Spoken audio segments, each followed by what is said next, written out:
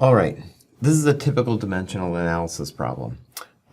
You look at a problem like this: what volume in liters of titanium would be needed to make a 1,150 gram bike frame? So when you look at this problem, I think the best thing to do is to think, what do I need in this problem? What is my ultimate goal? And you can see what volume in liters is what you need. So we're going to put down here equals liters. That's how we know. We know by reading this problem that that's what we want to solve for. The only other issue or item in this problem is there's 1,150 grams. We know that's what the number we have to start with. So I'm going to write that over here, 1,150 grams. Now, grams is a mass, liter is a volume. So in my mind, I know that I need a density at some point to make this conversion. And the density was given in the problem.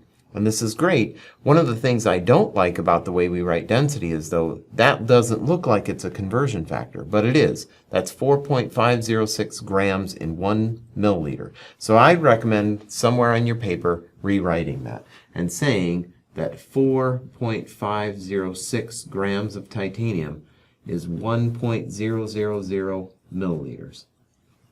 And looking at that, now I know that I can use that to convert between grams and milliliters. Right?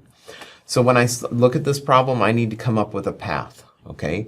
The numbers that I'm given, I see that I've memorized there's 1,000 milliliters in a liter.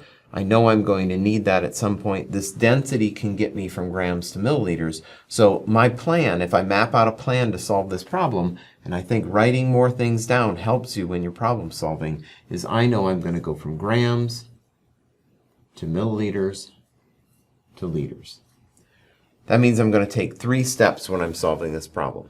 So my first step, anytime I do a conversion, whatever unit I'm starting with, that needs to be in the denominator in my conversion factor. So I know I'm going to do 2 conversions here because of my path. And I look at this and I go, okay, my density is grams per milliliter.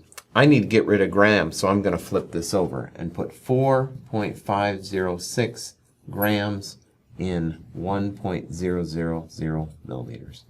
The grams will cancel. If I stopped right now, I wouldn't have answered the problem. I would have got a volume, but I didn't get the volume in liters. So you could stop, hit equals on your calculator and get a number, but I'm going to do this in one multi-step problem. So I know 1,000 milliliters is 1 liter. So my milliliters is on top here. I need to get rid of it. So I'm going to put 1,000 milliliters in 1 liter. And this is an exact conversion, so I don't have to worry about significant figures. But I don't want my significant figures to be diminished because of my conversion factors. So in my calculator, I would put 1,150 grams. I would divide it by 5.506 grams. I don't have to multiply by 1 twice. And then I'll divide that number by 1,000. And when you do that, you should get 0.2552 liters. And that's the answer to the problem. So 255.2 milliliters, if I would have stopped here, or 0.255 liters to make a fantastic bike frame.